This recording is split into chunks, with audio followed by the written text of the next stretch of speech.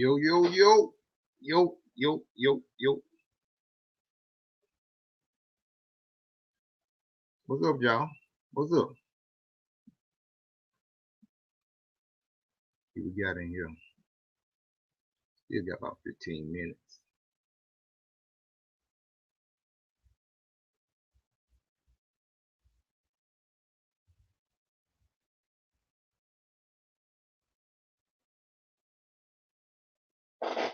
Yo.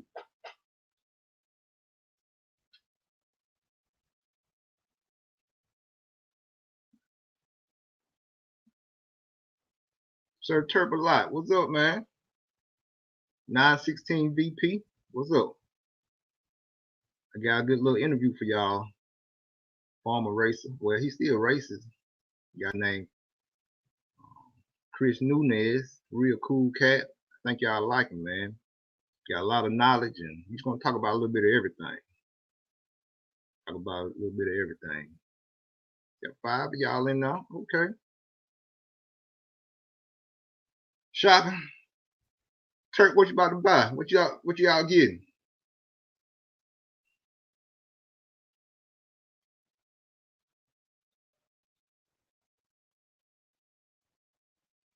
$9.16, what you up to?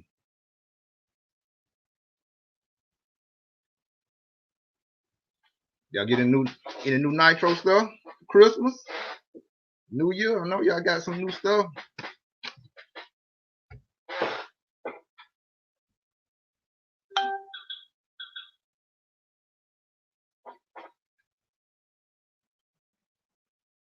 Oh, you getting stuff for the house. Okay.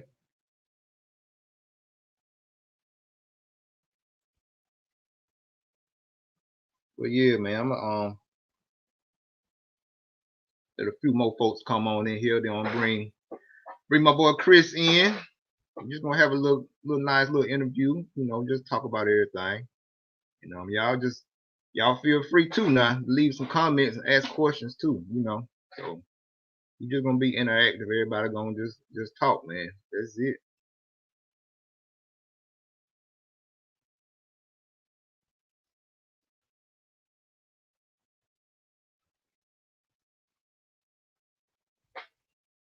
Guru, what's up, man? Guru, how the family doing, Guru?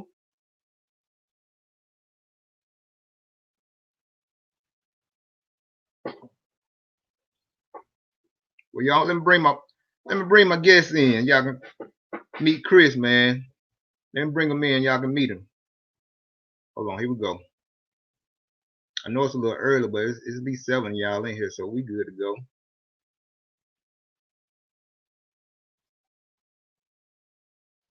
Oh, can I? Hey, how you doing, All right, Chris. Well, yeah, man. Here you are. But yeah, bro. Man, like I said, it's just my little channel, man, and we just trying to I call it, you know, I don't call them subscribers. I call them my Nitro Family. You know what I'm saying? A lot of guys in here, they're bashers. A lot of them starting to get into racing. Some of them already racing. You know what I'm saying? Hey, that's where it starts, though. Yeah, man. Even myself, I started with a T-Max. Right. You know, just doing tricks with it and playing with it, and I got guys out there that'll testify they still do that. I know, man. A lot of my partners in here, man. Yeah, it's me. Yeah. A lot of them in here, man. They still had their muscle trucks, and you know me. Even though I race, I still like to go out, bash and rip some. Like I just showed you my buggy I bash with. You know what I'm saying? So I think it's a skill that guys need to do because when they get in trouble on the track, some guys don't know what to do. They just park it or they wait for Marshall. But sometimes you can hammer down and get yourself out of trouble. Yeah. I'm not saying it's faster or anything like that, but you're not getting marshaled, so you are making up time. But yeah, I mean, just to play around, like up here in Iowa that we moved to, we got snow, so it's kind of new to me. Figure I'm going to build me something with paddles on there and build me some snow jumps, just something to keep my skills up, keep my hands and legs moving around because, let's face it, I'm getting a little older now and my hands and eyes just aren't what they used to be. Yeah. But definitely definitely need to keep the practice going. Yeah. Of some sort, whether it be a video game, whether it's just that hand-eye thing. Coordination. Yeah. It's gonna Yeah. help. It'll definitely help you. And and of course you're gonna break things, and it's also gonna teach you how to work on your things too. But yeah, Chris, man, just let everybody know who you are. Just let them know where you're from and stuff like that, man. Originally, I'm from California. I'm Chris Nunez, owner of CNM Modifieds. Originally from Riverside, California, which technically was the mecca of RC. Technically, we've got hundreds of drivers that are just all the same speed. And,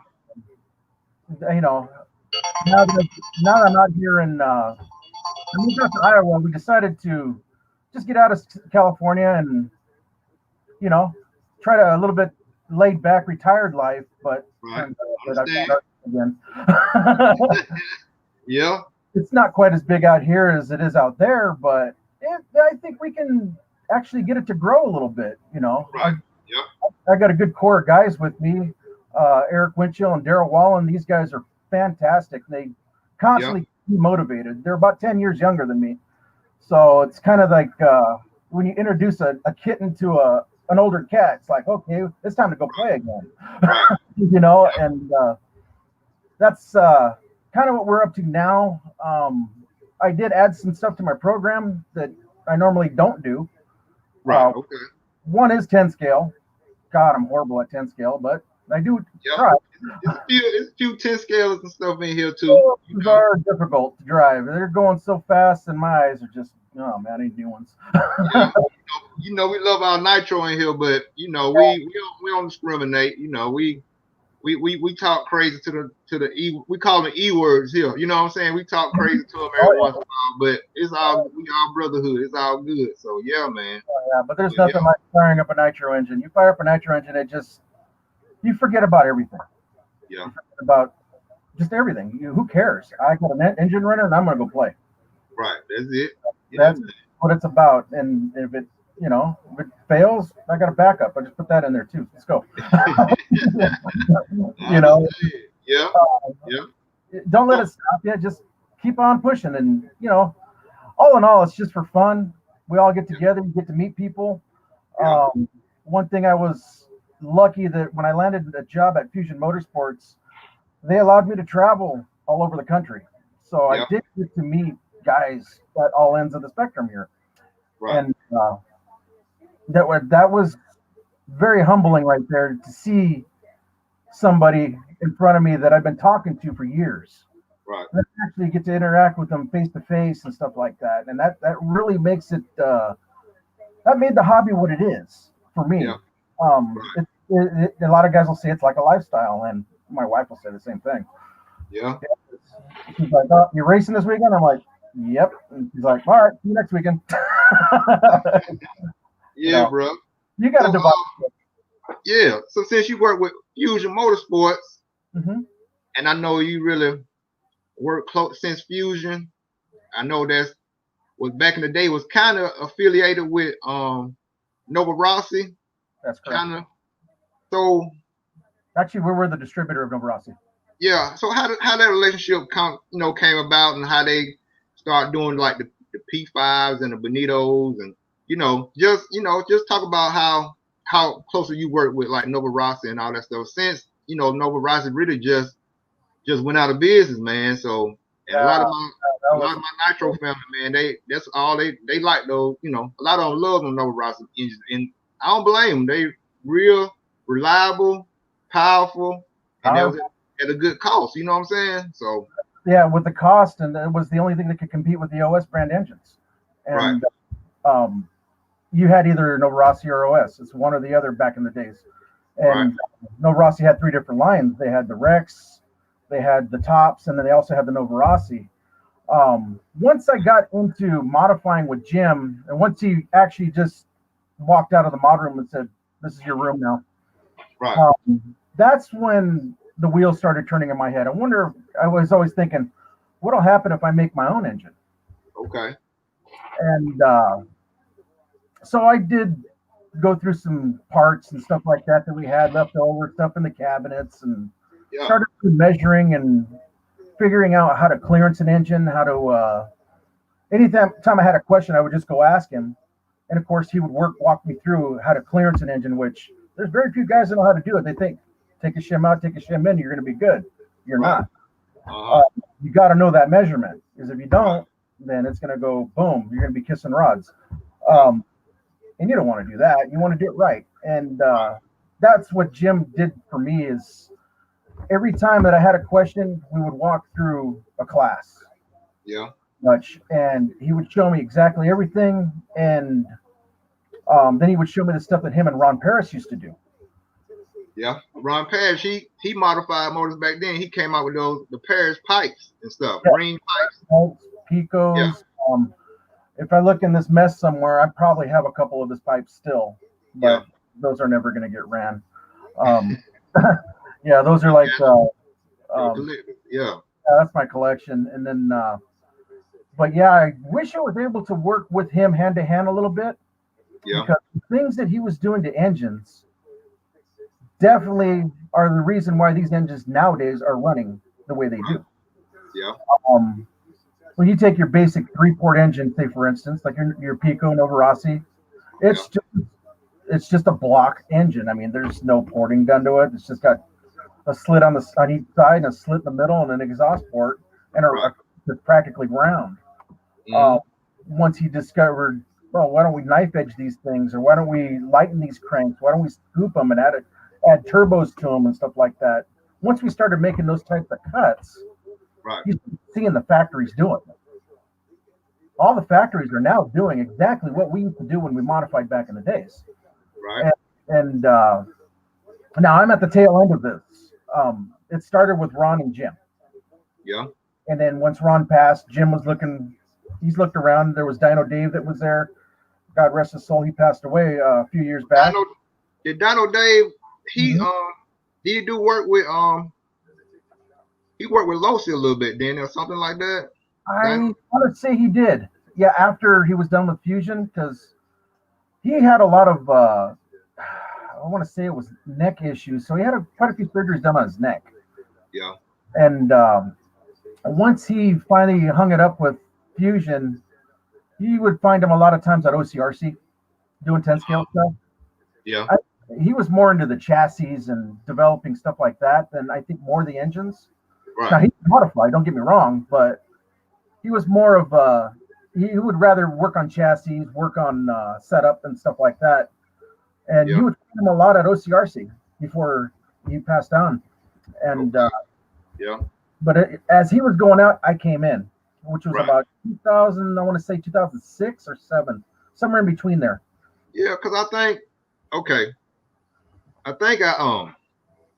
think you was on a video with Drake, and that was like one of his very first tuning videos. Y'all was at Revelation. Yeah, my hair was black then. Y'all was at Revelation, and y'all was talking about back then. Y'all was talking because I got one of these videos, tuning videos on my YouTube channel, and it's Drake, and he was talking about how to tune. Like y'all was going over the Tornado, and then it was the Fusion. Yeah, the Tornado. Yeah. I think that was you in that video too, wasn't it? Was that you in that video? Yeah, we both did that video at Revelation Raceway. Right. Actually, it was going to be a tuning clinic. We were just going to go out there and see if we can get some of these guys, some help out there, because there's a lot of engines out there that just didn't sound right. You know, a lot of the biggest problem that I always found was guys were too rich on the bottom needle. Right. And they would flame out, and they would idle too high and drop down, and they always thought it was too rich on the top. And I'm like, no. It's the bottom. It's the excess fuel inside the chamber. Right. And I don't know how people told me I was, full of, what. But once I fixed it for them, they were like, oh, he was right. I said, you just got to listen to these things. I mean, I've been listening to engines all my life. So, something is getting too much of something, like too much fuel, too much. And that's kind of where we did that. And then it turned out to be a video. Right. That wow, that video has been out for quite a long time. There's some people that I see on there that, heck, Right. I saw a picture of a kid named Jermaine Robinson. Yeah. Now, yeah. He run for y'all. He run for y'all now. He run for Tekno. Did he go to Tekno? I think so. I think Jermaine run for Tekno. I thought he was HP still in Red. I heard he removed to Reds though. Jermaine, I heard he was. Yeah. I don't know. I might be wrong. I may be thinking about somebody else, but it was funny. I saw him standing on the table. Yeah. I'm like, he's about maybe 1 or 2 years old. Now this kid is winning DNCs. Right. And I'm just like, we just made this video not too long ago. Now all of a sudden this child is winning Dirt Nitro Challenge races and stuff. And I'm like, what happened? Wow. Time fly, man. I'm trying to tell you. Crazy. Yep. It's just like this year. Time just fly. Flew. Yeah. You know what I'm saying? Yeah, it just goes. Yep. But yeah, man, like I said, we me and my Nitro family, man, we talk about tuning all the time. Mm-hmm. And one thing that we really go back and forth about is like, it's kind of like how to tune the long low end needle, right? Compared to just a normal, the shorter low end needle. Yeah, and the way I be trying to explain it is like the way I found my way that I found was kind of easier to me, and I think I talked to you about it. Was get the car where it run, you know what I'm saying, and get it so it won't be cutting off where it'll pretty much run, but it's still rich.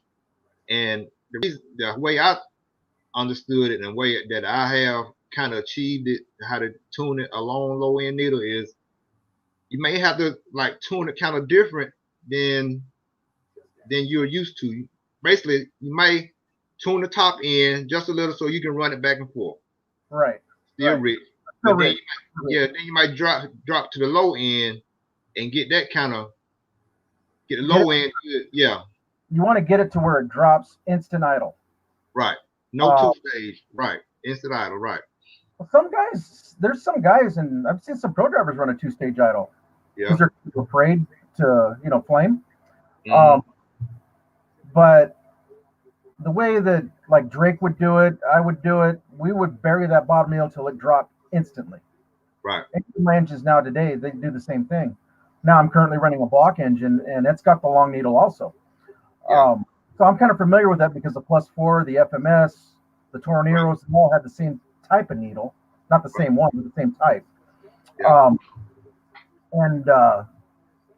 Usually you just want to get it to where to run, to still be a little on the rich side.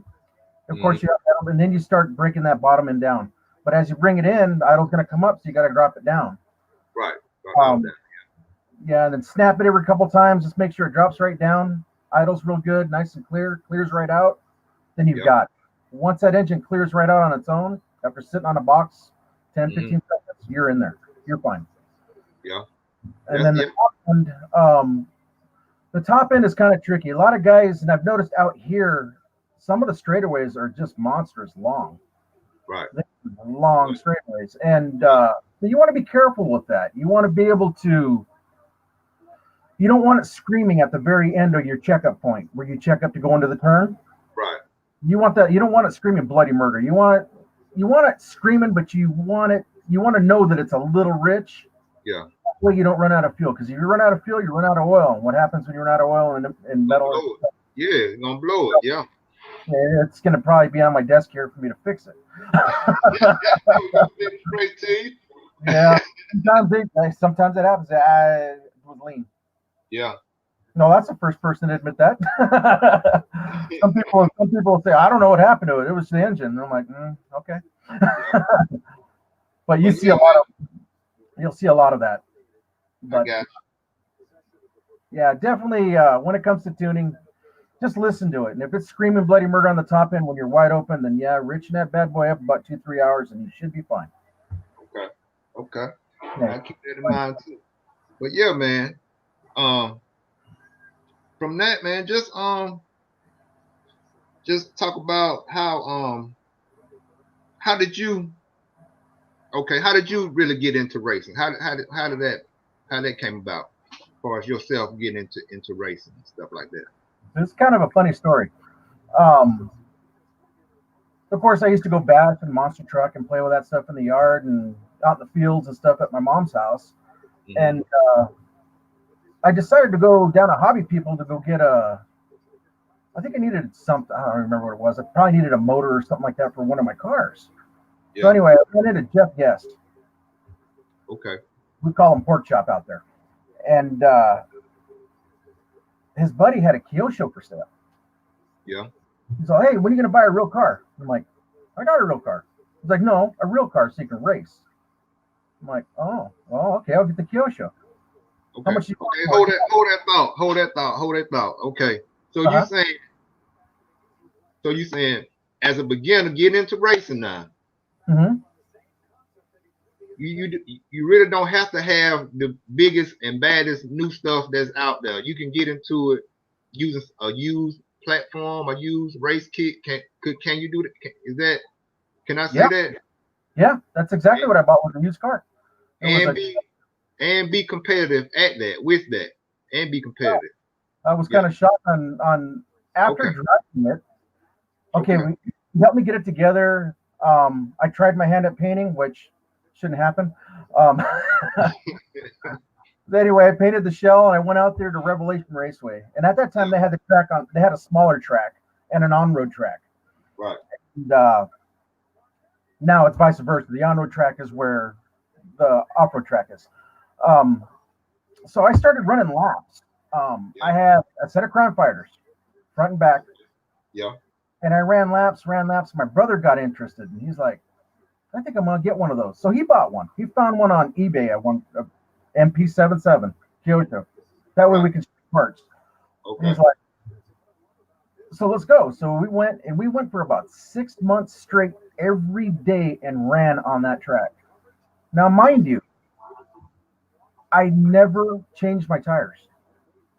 Okay. Never in 6 months. My tires were gone. I mean, completely bald, slicks, and I was driving this car. Well, Jeff decides to get up early that day, and he comes out over there with this brand new Mugen, and he's like, how are you driving this thing? I'm like, I'm just driving it. He's like, but you look pretty good out there. I'm like, really? He's like, yeah. He says, how about this? Why don't I throw on a set of tires for you, and we run tonight's club race? Right. I looked at him, and I'm like, well, I got this engine broken, I think. How much fuel did you run to it? I don't know, about 6 gallons. He's like, 6 gallons? I'm like, yeah, I've been running every day. Right. Oh. So like you said, I was a newbie. I just, what the hell? You know, I didn't know what was going on. Mm-hmm. So he got a new set of tires for me. Yeah. I got my first qualifier that night. I think I TQ'd by a lap. Yeah. And I'm like, 5 minutes? Wow. Okay. Yeah. Yeah. Like, whoa, wow. So we go back in for another round. He's like, how's the car feel? I'm like it always does. And he's like, okay. Yeah. So like I said, man, I be trying to tell my Nitro Family, man. Like when you first race, when you first starting out, yeah, you want, like you said, some good decent tires that's gonna, stick to the track. Right. But other than that, if you just now getting into racing, your first thing is to practice and just run the car and get used to running, right? Just run it and learn how to steer it right, learn when to check up, learn how to jump. That's huge. If you learn how to jump, I mean, everything else will fall in its place. Right. If you can jump, then you're going to be, lawn dart somewhere. I think you got to learn how to jump on the track, right? On the track, right. How to hit a big jump, how to hit a small jump. That was not on your lid. And that's all I practice on is trying to stay off my lid, which still doesn't work. I'm always still on my lid now, but that's how I started to do that. And like I said, he gave me tires, and we just went out and raced and practiced. And there was a second round. I qualified by 2 laps this time. Right. He's like, "Get to the car." I'm like, I don't know. I just turned this top needle down a little bit more. And he's like, "You leaned it out?" I'm like, "Yeah." So he says, let's go run it real quick before we main. Okay. So we'll go run it for the main. And he's like, damn, this thing sounds really good. Come to find out, it was an 821B from Nova Rossi at 8-port. Yeah. I knew did not have an 8-port. I'm sorry, but I did. I had an 8-port, fully modified by Jim. And I'm like, okay. So we go down and race. And he's like, okay, in 5 minutes, I want you to come in. I'm going to fill you up. I'm like, what do you mean come in? I can go longer than 5 minutes. He's like, well, it's only a 10-minute race. I'm like, okay. Down and quiet, I punch it. I'm gone. I don't even happen. Then I wreck. I'm like, oh, yeah. Second corner, I wreck. On my lid, everybody goes by. I'm like, oh, this is not for me. I'm like, he's all, hey. He looked up at me. He says, suck it up and just drive it. Just drive it. Right. Yeah. So they put me back on my lid, and I just drove. And he said, just pass everybody. Do me a favor and just try to pass everybody. I'm like, okay. I didn't know what I was doing. I was just running the track. Right. Yeah. Did what I was told exactly. And I ended up passing everybody twice in 10 minutes. How did that happen? He's all, you won by a lap. I'm like, I was on my lid in last place. How did I win? He says, you passed everybody twice. I'm like, I just said to. Like, you've got to be kidding me. My very first race, he says, it's all that practice. You're the king of practice. I'm like, okay. That's probably why I don't practice now. You did so much back then. Yeah. I got enough time logged in back then. Yeah. And yep. Yeah, then he told me, he says, it's time to get you in a real car. I'm like, I got a Curacao. That's the best car in the market. He's like, no, it's time to get you a real car. So what he wanted to do is see how I did with a pillowball car, because I was so wide open, crazy, driving all over the place, off the walls, on the fence. It didn't matter. Yeah. He drove it. Okay. And that car actually suited me really well. I was like, wow. And that's when the bug hit. As soon as I got the car, I bought it. The Triggy came out. What you had? What was the car you went with? Was it Mugen? Was it a Mugen? I went with what he was running, the Mugen, because parts and it is the support, and we can go to tracks and stuff. And I think it's been okay. And if I needed something, I just bought it off of Jeff. And we just had a great time doing that for, gosh, we used to race, I want to say at least 2 times a week for probably a good couple of years. Okay. A good couple of years until I got the job at Fusion. Once I got the job there, then my racing kind of tailed back a little bit, because I think Jim had bigger plans for me than racing. He wanted me to run a team. I got you. Yeah. And I already had one of the top drivers in the world, which was Mike Truey at the time. And we had a lot of, like, Billy Fisher. Oh, God. Me and Billy, we go back a while, too. And then we started getting, like, Casey Peck. Anybody that ran LowC ran Nova Rossi pretty much is what ended up happening. Yeah. I turned the whole track purple. Everybody was running Nova Rossis at the time. Right. We just couldn't keep the damn things in stock, it seemed like. And a new engine would come out. Yeah. Everybody would want it. Well, So, like I said, it became a second job. After I was done over there at Fusion, I was at the track. Okay. So was that the time when you got involved with LowC? A lot of guys in here, they love their LowCs in here. You know what I'm saying? Yeah. Yeah. That around that time, I think it was a practice session, is when I saw Adam with the new LowC, the first generation car. Okay. And, I was looking at it, and I said, man, this is different. Hey, look at my thing. Mine's like a thing. Right. I look at that thing. I mean, it's like I'm looking at a Hummer at my table. I'm looking at a Ferrari in his table. Then I saw him drive it, and I'm like, wow, look at that thing go. It was light. It was nimble. It was fast. It handled. You guys are probably laughing because I said it handled, because it was a LowC 8. But compared to what we were running back then, it was like it was a step up, and it was like, wow. And then he asked me, he says, you should talk to Mike and see if maybe we can get you a car. Right. Oh, okay. So I relayed the message to Jim. Jim called Todd Hodge. And Todd Hodge says, yeah, you'll have one in the mail. I'll be there tomorrow. What? Yeah. Hook you up. Yeah.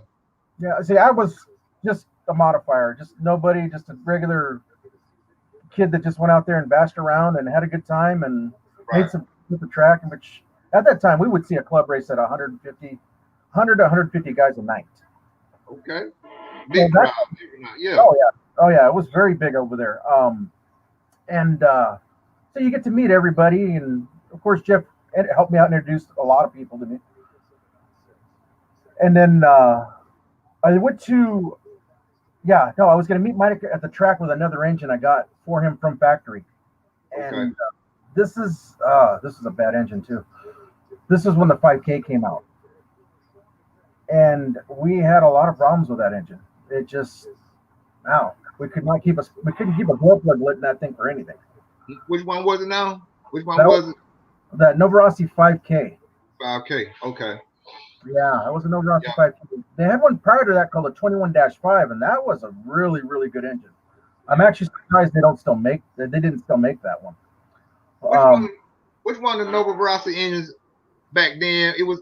They was having problems with the carburetor. You know what I'm saying? It was either flaming out. It was the Dash K, the one you're talking about. That was the one. Carburetor was giving us issues. We went through. Yeah. It took a while to figure out, but it come to find out that it was the element in the plug that we were getting factory. Right. For some reason, the wire, I don't know if somebody went a little inexpensive on the wire or something like that. It's supposed to be a piece of titanium, to be, or something close to that. And it didn't, for some reason, stay lit. It would pop. It would just flame itself out. And of course, no flame, no engine. Right.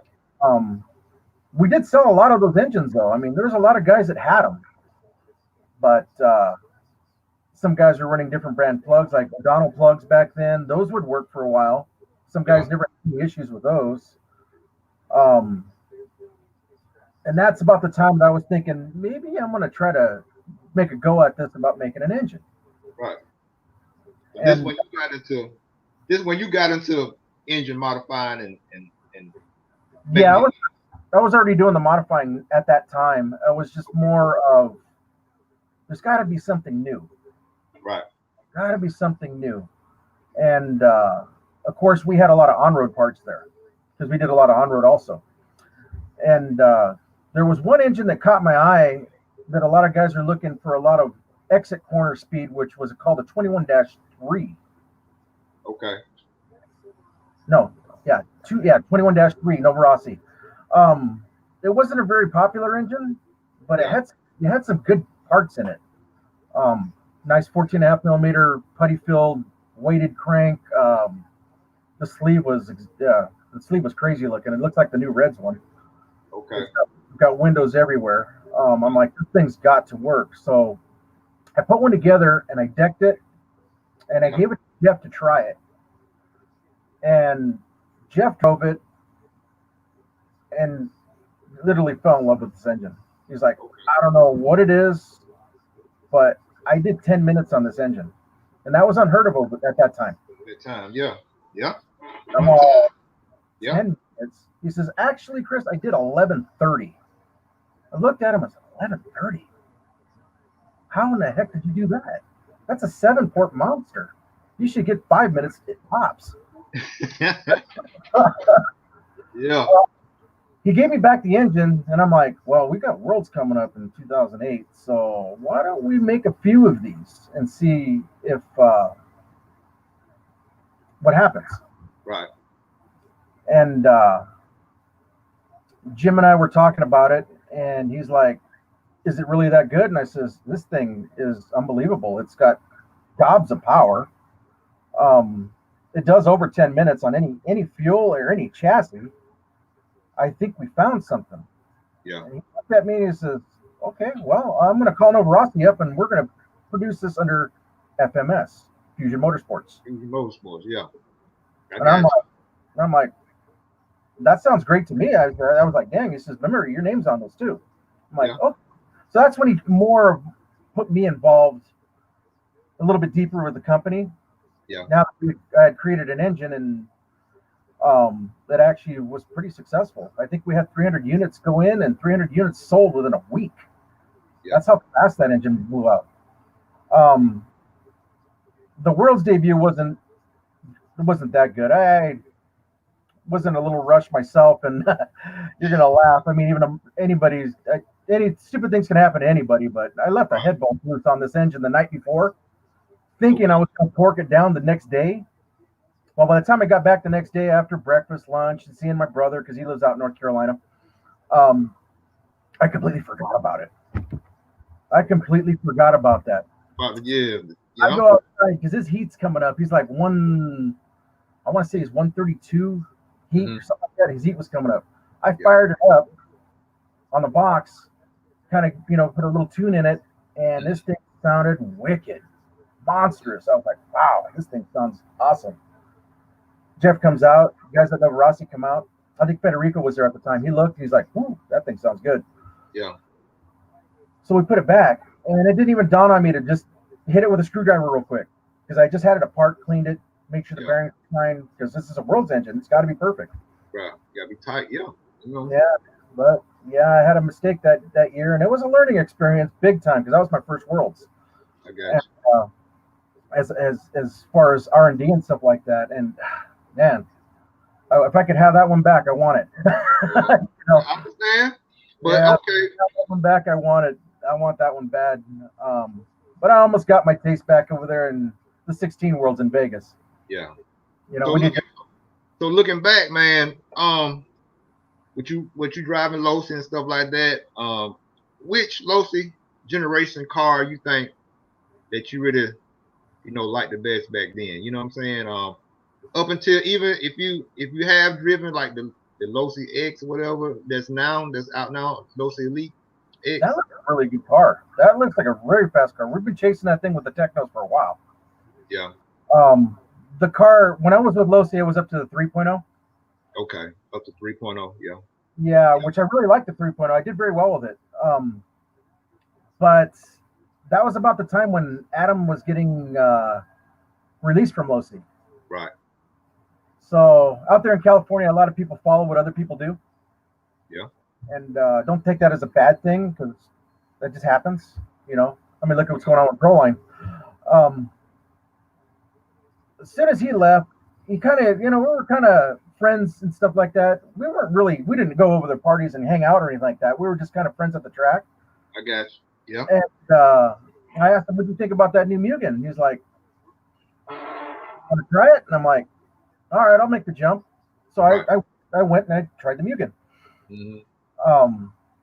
I think I ran that thing for a summer. Okay. And things just didn't work out with us. It just, things started falling out. Some of my guys that were driving for me at the time, were causing a little bit of issues and stuff at the track. And, I had to do damage control. I got you. Yeah. Which eventually got me released for something, I don't think I did wrong, but I thought I squashed the issue that was going on. Yeah. But, you can't control what comes out of other people's mouths or especially with social media, they start keyboard jockeying, it's over. Yeah. So I ended up parting ways with Mugen back then, and I bought another losi just to drive. Right. I just called my buddy Garen over there at Revelation at the time and said, hey, give me a losi and a losi truck. I'll be right down with money. Mm-hmm. Ordered it, and they were sitting right there, and I went back to that, and that's about, I think I ran that for about maybe a week or two, and then I met Matt Walters. Yeah. It was over after that. I drove that Tekno car, fell in love, and I asked him, "Are you guys looking for an engine guy?" Yeah. It was over, yeah. It was over from there. Yeah, man. Like I said, a lot of guys on here, man. They run Teknos too, and they be talking about a lot of them just in love with how balanced. How balanced the Triggy is. Like, you really don't have to really give it a lot of throttle or brake when you get it in the air, just how balanced it is. You know what I'm saying? So that thing is an animal. Yeah. It does everything you want it to do. Yeah, tell us about the Triggy, that Tekno Triggy. Yeah. The Tekno Triggy that we have now, I mean, that platform's been out for 6 years, I think now. I think so. Yeah, are y'all about to drop a new one? I mean, I know you can't really tell yet, but I know what you're saying. The old thing on that one, right? 2 weeks. I got you. Yeah. Always working on something new. You know what I'm saying? Yeah, I got you. I think Go ahead. what they're doing is they're just fine tuning any. One thing about Tekno, you'll notice they dot every I and cross every T. They make sure that that thing is going to be money before you get it in your hands. And I can work with people like that. That's just what I'm about. If I build you an engine, that engine that I hand you, I would put in my truck. Right. And that's how I want to that's how I want to do things for my truck. Yeah. Right, legit, and be truthful, and be 100 about it. Be legit, yeah. That's what we're about. You know right, what I'm saying? Right. Yeah. You have to be that way, because if you lie to somebody, that gets out fast, and you don't want that to happen. Say, oh yeah, it's gonna be fine, and it's not. Then who gets the egg in the face? Right. You want to avoid that as much as possible. I mean, there are some cats out there that you just can't deal with. I mean, there are. And they be on here too. You know what I'm saying? But yeah, there are. Yeah, but yeah, man, just touch back on the But that Truggy, oh boy. Yeah, the Truggy. The day I got that Truggy, I was in heaven. I put her together that night. Actually, Matt sent me that Truggy for nothing. That was like a I don't know how to put this. I don't know if it was a bonus of joining the team, right? Something, but I've been there ever since. I haven't left. Don't plan on leaving ever. It's just working with guys like that. I feel bad that I live out in Iowa now, but hopefully in the future I can help them up here in the northern Midwest and move the brand forward. But that truck, once I put that thing together. Oh boy, that was super competitive fast. Right. I picked up a used chassis from the track owner Larry, because he was going to buy another car. He says, "Here, you want my other car since you don't have a buggy right now?" And at that time, things weren't 100% yet. I was just struggling for some funds and stuff like that, and I still wanted to race, but there's times when money's up and down and money's up and down. So I took his chassis, then I TQ'd with it, and I'm like. Yeah, this is where I belong. Right. This is where I belong. Yeah. I mean, there wasn't the biggest drivers out there at the time, but just going out in pro buggy and just TQing that's an accomplishment. Right. And I got a few of those, and you can still count them on one hand, but just having one is, it's like gold. You're going to hold that for a long time. Right.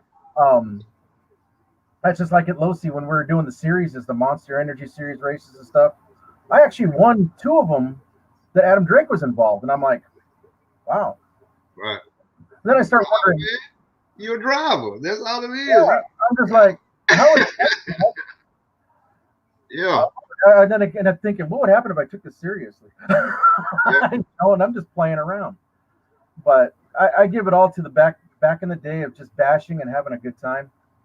That's where I take that to the track now, and now that I'm going to be 50 this year, so it's like now I just go out there to have a good time, see the kids run, work with the new drivers, and hell, I've got the privilege of working one of the best ones in the world, which that's a shocker. I was asked for those meetings, and tell them who you work with now, for real. Let them know who you work with Tekno a lot.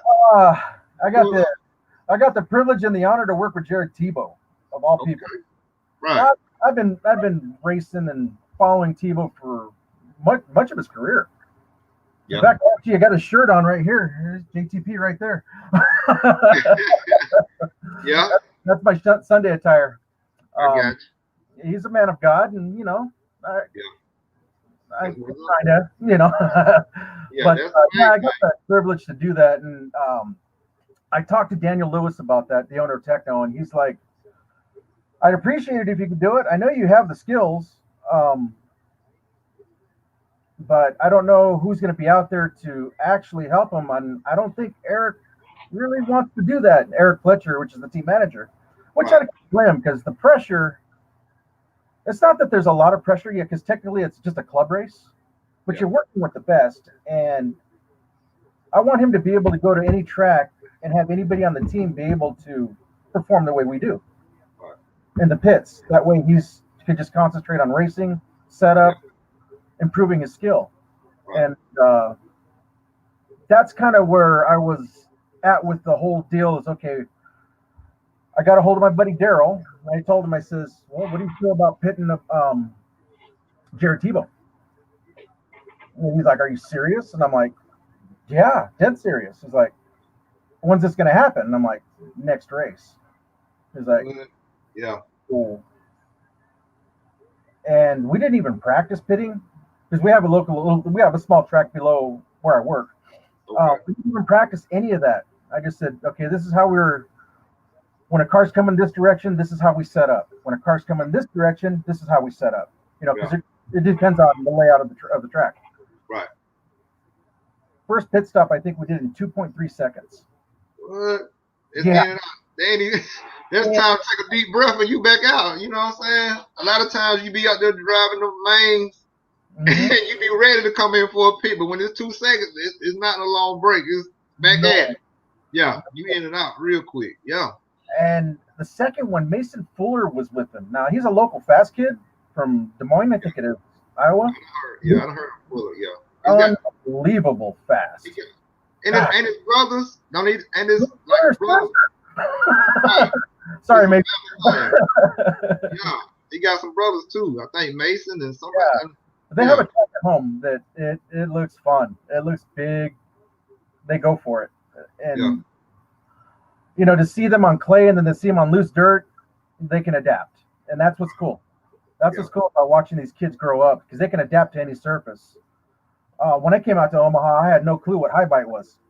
Right. You go down to Revelation, it's loose, sand, beach. That's what you're driving on. And you're going crazy fast. Thunder Alley, a little bit looser, put some water on it, it's okay for a little while. Right. Then it gets loose again. But you come out here and it's concrete, and I'm like, what to do? I had last year, I had to learn how to, I never sauced a tire in my life. Well, now I'm saucing tires. I've never cut a tire down. Now I'm cutting tires. I'm like, this is crazy. Whatever happened to put on a set of hole shots and go? Yeah, man. Me and a couple of subscribers, a guy here now, his name Nitro Freak, man, and he had a live on the other day, and he was a lot of guys in there, and his live was asking, you know, why do they, you know, sand tires down, you know, and try to make more grip? And could you elaborate on that? Just why they, like, pro drivers buy new tires and then they'll had the sander over there sanding them down. They brand new tires now, but they turn around and sand them down. Why do they do that? What's the purpose of sanding them down like that? Well, they're chasing grip for one. To get it that way, I'm not 100% positive that is the actual key. It may be. I may be wrong. I'm not too sure why they do it, but apparently it helps with their grip level. Yeah. I'm more concerned about, well, what's going to be left at the end of that run? Anything? Slick? If that's your point, you want to go down to slicks, I want you to buy a set of slicks. Right. One of my tire companies, the tire company I run for, actually offers them. Yeah. And I'm still learning that, to be honest with you. They say they're broken, they're ready to go. Well, I've put on a brand new set of tires and went out there and I put a set of broken tires on there. I couldn't tell the difference. Really? Yeah. I really couldn't tell the difference. Yeah. All I know is, like, a lot of the 10 scale guys really do that indoors. Nothing. Yeah, on purpose. On when they be indoors racing on clay indoors, they're sanding the tires down. But a lot of, not really too much, I don't think, really on off road. You know what I'm saying? I mean, no, outdoor, 8 scale, you know. Yeah, 8 scale outdoor, you won't see much of that. But like I said, it's been a learning curve out here. How to do tires. In fact, I actually sat down the last race we were at with Jared, and I watched him do his set of tires, and the way he does them is completely different. Really? Yeah, it's completely different, and it's simple. It's messy, but it's simple. I mean, he'll take the ribs off the inside of the tire. Yeah. And kind of make it, flex more. Kind of like a top fuel car. You know how you get a tire with low air and it flexes? Yeah. I think that's what he's going after. And then he sauces them up and he's out there and, we go out there and win us a race. Right. And but I've been watching different ways of it being done. Some guys cook the sauce into the tire. Right. Some cut the foams. It's very confusing, to be honest with you. But, Yeah. just stick with one thing and maybe go That's that. that's me. I'm that budget blue collar racer. You know what I'm saying? Blue collar racer. I'm just a working man budget. You know what I'm saying? So you don't want to be tearing up a brand new set of tires if you don't have exactly. So, yeah. So we have to just do what we can. As long as we can be comfortable and keep the car easy to drive on the track, then I'm good with that. That's right. the way I drive the best when I'm just got an easy car. I make and tweak it, maybe like drop a roll center or either do like fix my camber where I can get it to free up just a little bit more in the rear end so it don't be so stuck into the track. You know what I'm saying? If I got that and I can adjust that out a little bit, then I'm where I'm comfortable at need to be, and I can run fast laps like that. Yeah. When you're in the main, it's going to shake out no matter what. Yeah. All that work that you did to the tires, is it actually going to get you a win? Who knows? It may. Yeah. But if it doesn't, then look at all that time you wasted. Yeah. But I mean, everybody's trying to push the envelope. Everybody's changing around, and it's just it's weird how it's evolved from like a set of crime fighters to tires to you're doing all kinds of stuff, and the compounds are crazy. I mean, we got soft, and super soft, and extra super soft, and it's like, where do we go from here? Yeah. you got every. By saying that, how do you go about? Like I said, a lot of guys are here just starting to race and thinking about racing, and it's like you said, it's a whole lot of compounds, whole lot of different tread patterns, whole lot of different tires to choose from. How do you go about choosing the right tire for the situation? Like, how do you read a track to know, okay, I need a soft tire? What do a track look like when I need to go to a harder compound? Or what's the easiest way to really read the track to know, kind of give you an idea what tire to at least get you in the ballpark? You know what I'm saying? It might not be the best, but it still gets you some decent traction. You know what I'm saying? Mainly what I'll do is, and I learned this watching Adam Drake do this. He'll temp the track. Okay. He'll walk the track, he'll look around, see what other guys are driving. Yeah. Whether it be small pin or big pin or closed pins together, like the double down AKA. Some guys are even running clay tires on when it's high bite like that. Usually when the temperature's high on the track, you kind of go with a little bit harder compound. Right. But as soon as it drops below 60, you'll see me in the soft long wears, super soft long wears. I like the long wear because it just gives me that extra insurance that there's going to be something at the end of the race. At the end of the race, yeah. Yeah, and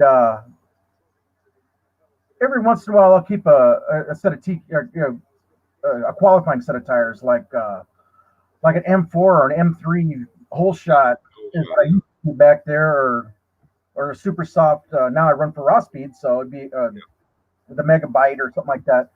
Yeah. And I would always keep at least a set of those in the bag. That's if you're racing competitively, like you're above the amateur level. Right. If you're just starting out, get yourself something in the long wear area soft.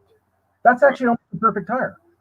Right. You can drive it in almost any condition. It's going to last you a little while. Right. And, give it a whirl until the tire gives up on you.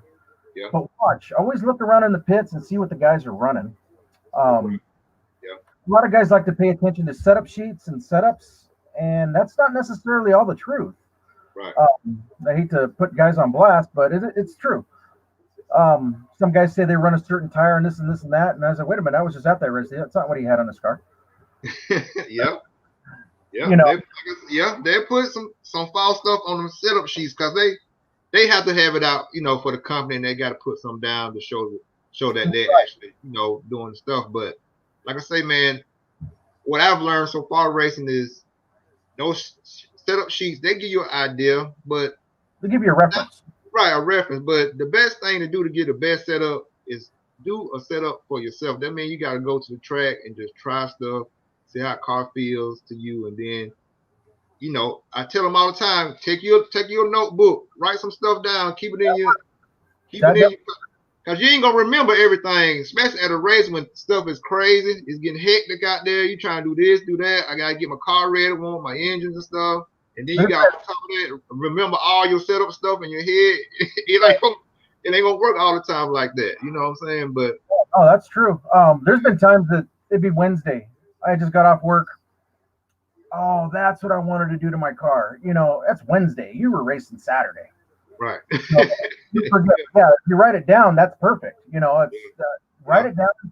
But the best advice I can give anybody that's starting out or wants to move up a little bit in that level, learn your radio. Okay. Read that book and read it again and again and again until it sinks in your noggin. Read that book and learn your radio, because you can adjust your car on the fly. Yeah. Oh, wait a minute. The accent's kicking out a little bit. Okay, let me knock a little dual rate off of this. Oh, there we go. That's good. Yeah. And it feels like it's pushing a little bit. It's loosening it up a little bit. You know, dual rate's one that I play with. A lot of guys don't. A lot of pros don't. But some guys still do. I mean, some guys aren't in their later years where, you know, their hands aren't moving as quick anymore. Right. But learn your radio. Definitely make sure your endpoints are right. Don't make the servo scream, because you're going to blow them out. Get it to where it makes noise, and then back it off a little bit, and then work with your dual rates and stuff like that to help you adjust it on the fly. Yeah. But yeah, that right there is key, because you can have your car set up identical to Adam Drake's, Jared Tebow's, Joe Bornhorst, all those guys, exactly. But if your radio is not the same, yeah, it's not going to be the same at all. It's like Jared's setup at Omaha. I was looking at his setup, and I used it as a reference for this year to get started. Yeah. But then I realized I run a San Juan radio. He runs a KO Popo. Okay. That's a different one. I don't know if he's still going to run it this week. I kind of heard that he's doing something with Nitro Pro now. Okay. I'm not sure if he's going to still stick with the same radio or not. I haven't really chatted with him about that yet. But you notice that tour drivers don't usually jump on different radios. They use the same machine in their hand all the time. Yeah. And then I remember when Adam was switching to, I think it was Futaba, he had like 7 different radios with him at the track, trying every one to see if he can get the feel of the San Juan that he had. Right. And he ended up with the Futaba, and that's actually a very nice radio. Yeah. Very comfortable. But that's the thing.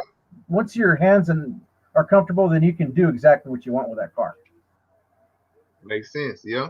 Because I think Mayfield went through that situation when he switched to I think he switched to Futaba, I think, or something like that. And he was saying that he had to make sure his radio game was on point, you know, similar to what it was before he switched or whatever. He had to really just sit down and learn the radio, really. That's what he was saying, you know.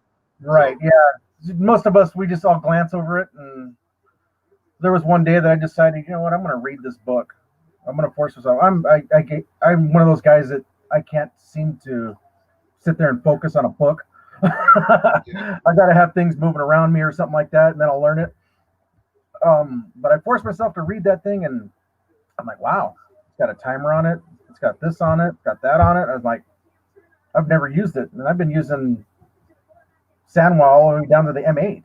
You know, right. M11, 11X, M12, M12S is what I'm running currently now. And there's just so much of those things that you need to learn on your radios. I got you. Even out here, I've noticed there's guys that are swapping radios back and forth, and this one feels right, that one doesn't feel right. I think the guy knows what I'm talking about. He's probably watching us right now. That'd be Daryl. He's had a few radios. He's back to the M4 or the M44, I think he's got now. Yeah. But once you learn that, then you can actually, that is the biggest tuning tool that you can learn for your car. Yeah. Keep your car square. Keep it easy. Make it simple. Yeah. You know, Once you have that, make sure your camber's right, make sure your links are straight, make sure it turns left and right, put the set of tires on there, and then work with your radio. Once you get that, then it makes a difference. Yeah, make a big difference. I mean, you can make a pillable car drive almost like a C-Hub car. Right. As long as if you know how to work your radio. I got you. Driving styles, there's only two different driving styles. You're either smooth or you're punched. Me, it just depends on the day. Mostly punched. So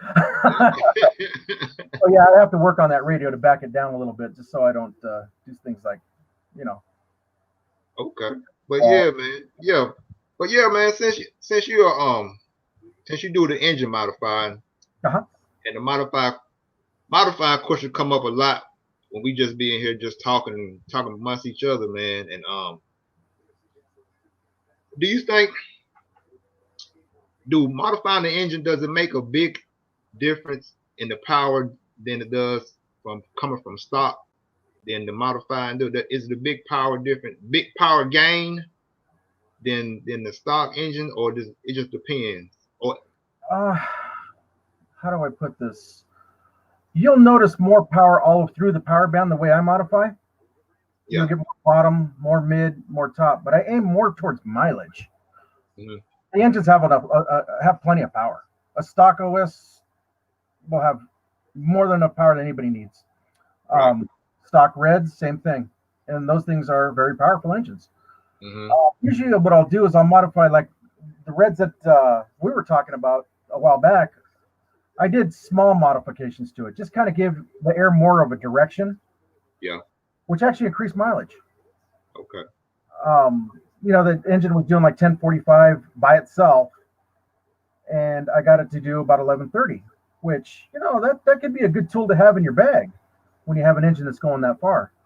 Now I did the same type of thing, modifying basically the same, knife edge the crank, open up the turbo port a little bit, get some air flowing around in there a little bit better, cleaned up the ports, and when I ran my last main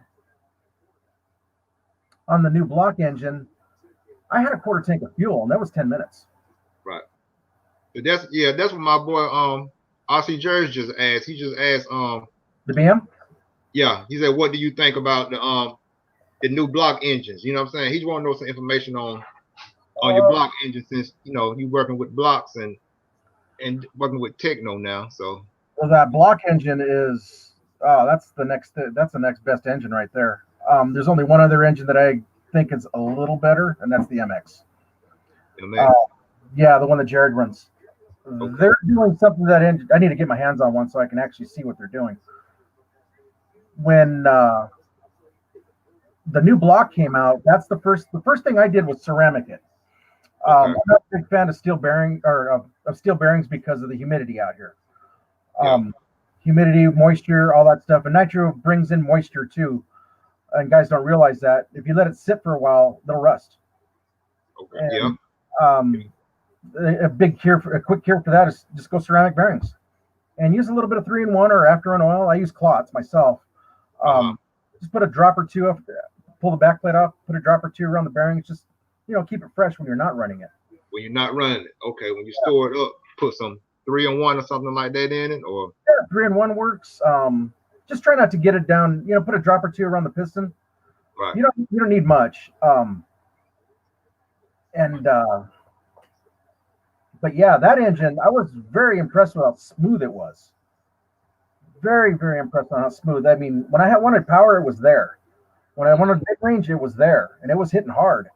And top end, I couldn't tell you yet because I haven't been on a big track yet because of the snow. But as far as in the infield, I do a lot better now with the BloK engine than I did with the Reds. And I see a question here. Do they make a Triggy motor? It's the silver-headed black lettering. I want to say it's the 21A block. For Ben, you can't go wrong with that engine. Yep. I can be at a standstill and still make a triple with nothing without even trying. Right. I think, man. Okay, we was at we was down at Flowwood, this year at Bring the Heat race. Okay. And Flowood, they had like a big Flowood. They didn't shut the track down now, but anyway, it was an indoor track. So they had like you came around the corner, and they had like a big triple. If you had enough power, you could triple it. But if you want to go on the safe side, you just double single and going around. So I was walking around I was videoing with talking to Jared Wiggins, right? And I think he might have had that engine in his truck, and I turned the camera down like towards his truck, and he was like, "Oh, hold on, no, can't get no video, can't do no video, on the truck, yeah." So I think because he was tripling that jump in a Triggy, and it really wasn't a good runner. I don't think it was. It was kind of like a good, almost a standstill, huh? It was you get a little momentum around the turn before the jump. But it wasn't a big run up because you had to go in and you had to carry speed through the turn and then lift over the triple. You know what I'm saying? But he was doing it. Jared Wiggins was doing it pretty much every time he did in the Truggy. Now they were doing it in the buggy, okay, but he was doing it in the truck. And I know he's running a BloK engine. You know what I'm saying? So I think he maybe was trying to was running those blocks. But yeah. I was very impressed the first time I ran that engine. I'm like, I was running a 723 Reds. Right. By far the most power I had ever ran in a truck. That thing. I told a lot of my subscribers about those red 723. They that 723 blew the dips out of my truck. On a high bike track, I hit down and quiet and snap. I was like, wow. Yeah. Wow. And even at home when we were practicing, I was flying with that engine. That thing was so much fun. Yeah. And,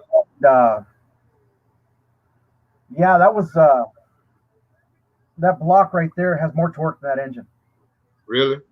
I think on the very bottom end, when it comes from start to stop or from starting from a dead stop, that thing will just literally barrel down and buckle and go.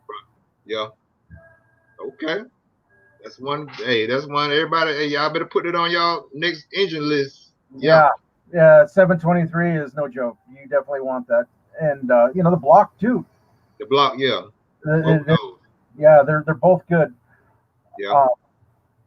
If you run for Reds 723, definitely put that in your truck. If you run Tekno or BloK engines, you need the 21A.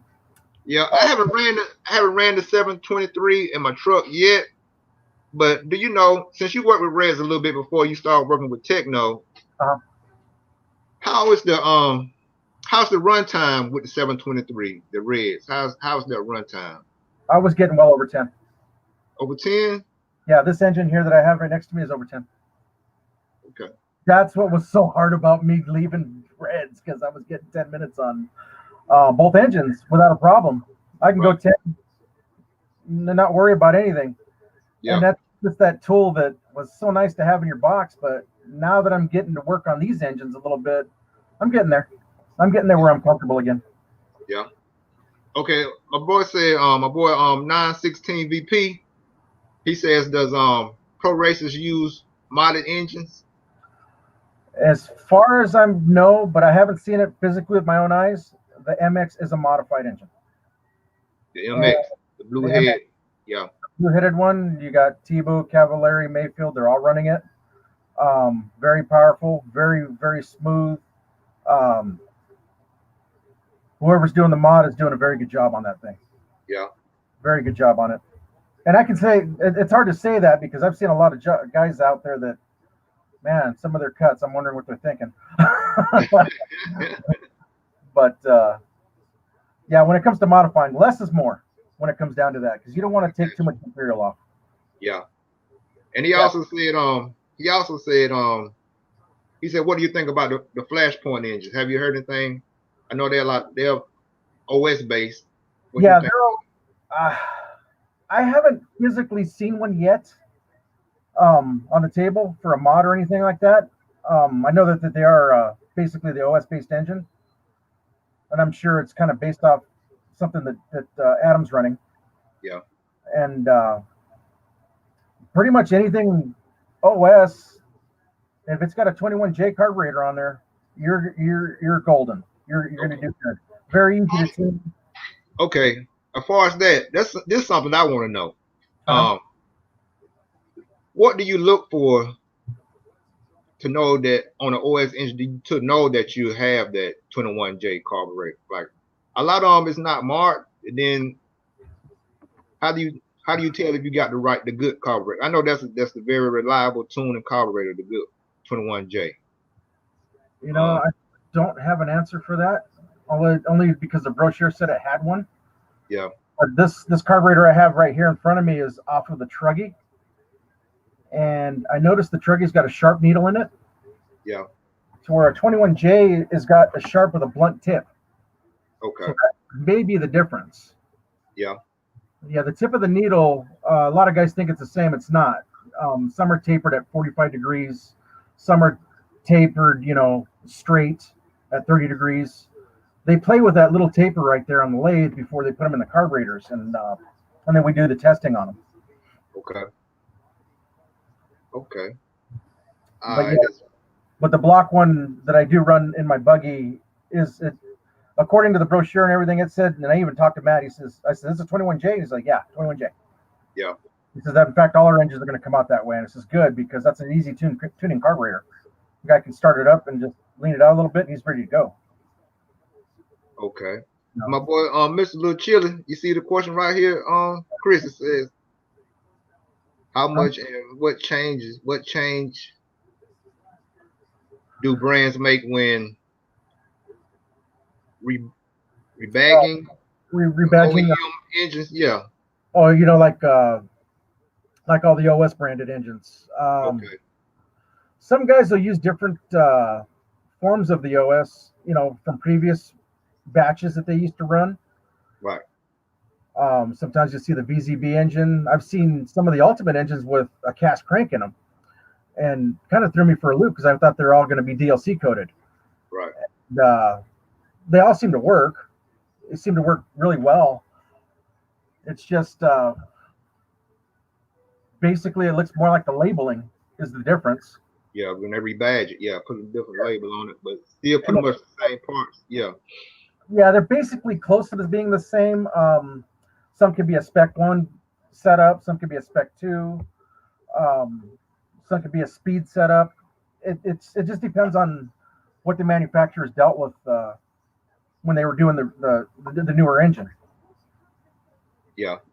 Kind of what they were expecting. Okay, I wanted to say flashpoint here on the cylinder head, and the case I want green or something, or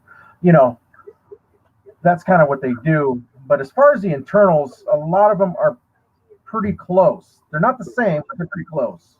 Yeah. Some guys will think it's the same, but I've seen guys put a sleeve in one that didn't match, and then he ended up breaking his rod. I got you. Yeah. You want to get parts specifically for that particular engine. Okay. That's pretty. So we had another discussion about engine sleeve resizing, pinching your engines. Yes. Is it worth to pinch your engine? And oh, for sure. It is. Yeah. When you go out there and you race your engine, you're going to run the maximum out of it, no matter what. Right. Down and quiet, you are not the same person. You are going for it. Right. I've been told many times, "Oh, I didn't run it hard. I didn't do this. I didn't do that." And I'm like, I could see the markings in the engine. I mean, it was ran, to the way it was supposed to. And maybe a little too much on the lead side, but everybody's going to do it. Everybody wants to know what the top end is of their engine. Everybody. Right. Well, eventually, what's going to happen is that sleeve is going to start wearing itself in. That piston's going to start getting a little smaller. Yeah. So why not spend, like I charge $20 to do them. Okay. Why not spend the $20 and have it resized correctly? Now, don't just get any resizer to do it. I had one. We had one made that makes a perfect circle. Right. And this is a good friend of mine, Chris Burling, knew a machinist that would actually cut it out, and it's cut ribbed just like a factory resizer. It's a very nice machine. Yeah. You can get the collars, you can get all that stuff, but you got to be careful because if you egg shape a sleeve, this is which will happen with collars and stuff. Yeah. It's ruined. It may run good for a little while, but then after that, no good. No good. Okay. Yeah. Okay. I'm pretty sure, I'm almost positive Adam has the same machine. Yeah. So whether I do it or he does it, you're getting the same. You're using the same equipment that we're using. Right. To do it. And then mine's also mobile, so a lot of times when I'm at the track, the guy gets in a jam, he's got no compression, I can help him out real quick. Right. You know, at least get his weekend going. I mean, he's already there. He's already spent the money to his entry. You know, I hate to see an engine go bad just because of that. You know. So yeah. So yeah, I do. I would say do it a couple times. You could probably get away with it as long as you don't abuse it, you know, over rev it to the moon, stuff like that. But also take in consideration when you're doing a pinch on a sleeve, it may be a good idea to put some bearings in it. And if you can do it, maybe throw a rod on there too. Freshen the whole thing up, not just a piece of it. Right, right. So how long do a pinch usually last? Because I've gotten pinch done on my one of my practice Reds R5R engines.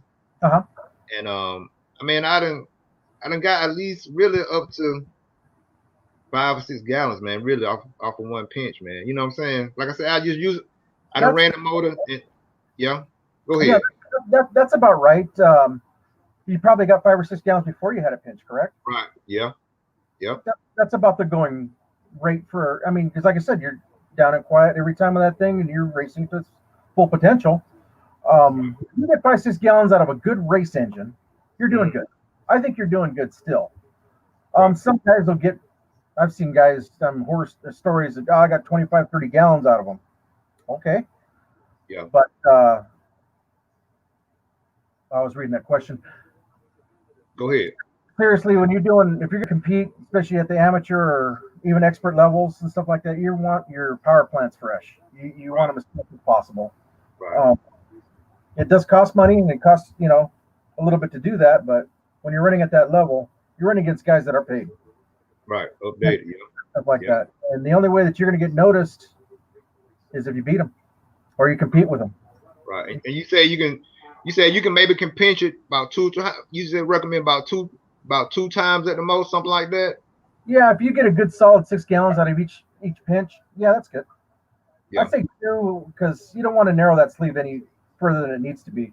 Because right. then you get it's got a chrome base on the inside. Yeah. And what'll happen is it'll crack. It'll crack the chrome. Okay. Yeah, you don't want to do that. Once it cracks that, then you're done. Yeah. My boy RC Jer said, do you sell the collet, the machine that pinches the sleeves? No, I'm actually thinking about working on something that we can do for the public. It's just hard to, not saying I don't trust a lot of people. It's just hard to see a regular guy do something like this that's that critical. Because if he overdoes it, then the engine's ruined. You know, it's new piston and sleeve time. But if he doesn't do it enough, then he doesn't get his life out of it. So it's kind of oh man. I'd like to do a few of them for a couple of the modifiers. Like AMR is a good friend of mine, actually. I've seen quite a couple of those. Yeah, he does a really good job. In fact, I was helping him with the Reds backplate. Okay. The backplate he was developing. Yeah. But yeah, we're still thinking about doing something, you know, for resizing on people's engines, but that's a tough call right there. I mean, the machine that I have is probably well over $500-600. Is that actually worth it? You know what I mean? Is it actually buying one to have your own, or just send it in for $20 and call it good? That's right. Yeah. For somebody that's been doing it for, you know, a decade or so. Yeah. Recycling. But yeah, man, like I say, man, we just trying to do the best we can do for us bashing and racing, man. And like I said, we just appreciate you coming out, man. Just giving us information, man. Like I said, I ain't gonna keep you long, but if anything else, man, you wanna promote or tell us about what you into. Like I said, I know that you're a rep with Tekno now. And Yeah. Not really well, I don't have that label yet. But it's coming. I've been with It's the coming. group for a while that if I see somebody on track that looks like he's ready, Yeah. I put in a word for him. Say, Okay. hey, let's take a look at this kid, you Right. know. And usually that turns out to be good for the kid. Uh-huh. I got a kid named Dalton that I met in Wisconsin, and we went up there for a race. And it was practice time, and I was watching this kid run. I'm like, geez, this kid's pretty quick, Right. really quick. And I went out there with him, and I'm like, damn, I got to really pull throttle to catch this guy. I'm like, dang, this guy's moving. Right. So I got to know him a little bit, and sure enough, he's running Tekno on the 10 scale side. Yeah. And he knows Jared Wiggins really well. Mm-hmm. They go to he's like lives like an hour away from him. Yeah. So I asked Jared Wiggins, I says, what do you think about maybe giving this kid some help? And he's like, I don't know. Do you think he's worth it? And you think he's going to do it? And I'm like, let's give him a shot. Right. Went to Omaha with a borrowed car from me. Well, not borrowed. He bought a car. He bought my backup car. And, did very well with it. And I'm like, yeah, I think we got something here. So a little work with this kid, and I think we'll be all right. Okay. We got Yeah. one more. We got another engine question right quick. It says, how does the back plate affects the performance of the engine, like a back plate mod, and how does that affect it? Go ahead. The back plate that I tried on my Reds engine, which was an R5 on my truck, Revelation Raceway had like a 200-foot straightaway. When I was going about halfway through the straightaway, it felt like I had a turbo. It boosted. Yeah, it really did. I'm like, yeah. I'm looking at this thing like, and it came right back down to idle. In fact, I had to lean it down more to get the idle right because there was so much going on in there. Yeah. I don't know if it was turbulence or I couldn't tell you what was going on there. I couldn't see. Yeah. But as soon as I hit full throttle over there at Revelations, I was like, I got a freaking turbo. Yeah. So it's kind of funny that he says that because I called AMR up. I said, I know you made the OS backplate, right? He's like, yeah, how many you need? 2. Oh, you need some more turbo in your life. I'm like, yeah. Yeah, I think so. Yeah. I wanted to try it just to see what it felt like. And then now I got 2 en route. I'll probably see them tomorrow or the next day for this weekend's race in Omaha that I'll be at. But yeah, as far as performance, it does definitely increase it. It definitely, yeah, just kind of a delay, but it will do it. I got you. But yeah, man, like I say, man, hey, man, we appreciate your time, bro. Oh, no problem. Not a problem. Hey, wife's at work anyway, so that's okay. I saw that you're doing a lot of stuff with tell them about JTP brand, Jared Tebow brand stuff y'all been doing as far as like the fluids, the oils and stuff. I got this happened last year about this time. I went and I got some oil from him. I didn't have a definite. I think PT oils I was running just kind of didn't renew the contract or anything because I logged in and it was retail. I'm like, okay. I just kind of I left that as it was and I just used what I had. And then I went over to Jared's and I was like, you got any shock oil? It's like, yeah. What you need? And I says, oh, let's try 500, 450. And so I bought a batch from him. Yeah. And I put the stuff in my shocks. I started moving it around. I'm like, wow, this is slick. Right. What is this? So I walk over there to him. I says, what is in this stuff? And he looked at me with this look like, are you serious, Chris? I'm like, well, I'm not pure silicone oil because it's not gritty. He's like, well, that's what happens when you clean your shocks. I said, my shocks are always clean. He's like, do you notice a difference? And I says, watch when you get this product out a little bit more, everybody's going to be hooked on it. Right. And sure enough, Seth Van Dalen, he runs it. Jared, he runs it. I think Bornhorse is running it also. I don't know if he's still with PT or not. I haven't talked to him yet. Yeah. But a lot of the guys that I've built cars for and stuff like that, and I says, I'm going to use JTP oil on everything. Okay. And when I was doing builds for these guys, I put it in there like, man, my shocks have never felt this good. And I'm like, you got to get the website and you got to order that oil because it works. Yeah. I don't know what's in it. It looks like silicone oil, but it is the slickest stuff. It's like when I use my engine oil for my break-in oil, it's called clots. It's very, very slick, and when you wash your hands, you still can't get it off. It's kind of like that. Hey man, you may need to send me some of that, man. Yeah, it's some good stuff. In fact, I gotta make an order. Yeah. So we were definitely venturing into the fifth scale market. Okay. And, there's three of us that race together. Eric Winchell, Daryl Wallen is the other two guys, and myself. And we thought about, they were doing fifth scale. Yeah. And I'm like, well, they had a fifth scale, 8 scale event. So, I'm going to run some 8 scale. Okay. Find out that the fifth scale was a lot bigger. And I'm like, okay, I feel out of place. So I went ahead and ran my race, but I was watching these things and I'm like, I wonder what they're doing to these engines. Yeah. I know two-speed engines, so I'm like, it's time to get one. So we got one.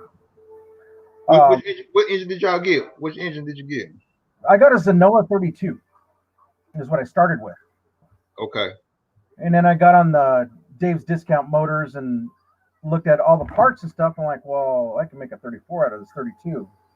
I'm game. I like a lot of horsepower anyway. Yeah. So I made one. For your fifth scale, right? This is the fifth scale. Yeah, okay. Yeah, right. I turned it into a 34 and we went out and ran it and I'm like, wow, this thing is a monster. I mean, a fifth scale truck doing wheelies, this thing weighs 40 pounds. Doing wheelies like nothing, acting like an 8 scale. Yeah. Plays, and I'm like, oh, I am hooked.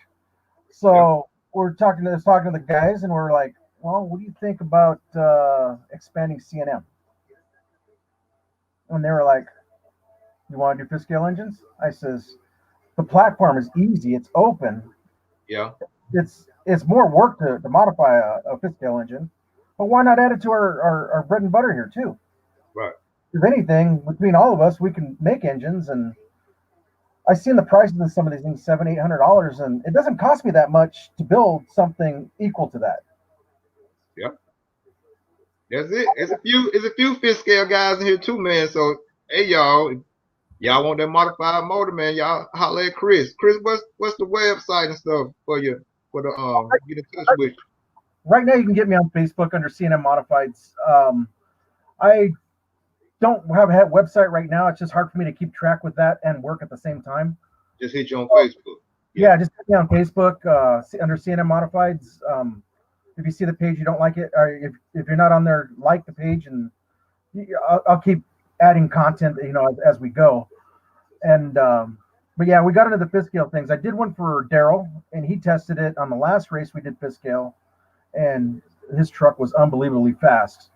He was running down these Reed engines like nothing. I'm doing this out of a stock Zenoa. Right. Now, don't get me wrong. The Reed case engine versus Zenoa, night and day difference. Yeah. Night and day difference. They're modified to work. Yeah. The Reed are. But I can modify that Zenoa to get dang near close to it. Okay. And now that I learned how to deck them and everything like that, that's the biggest thing is clearance. Right. You guys don't pay attention to clearance. Oh, this is a gasket, this, that, put it back together, I'm good. No, you're not. You got to clearance these things if you want to make max power out of them.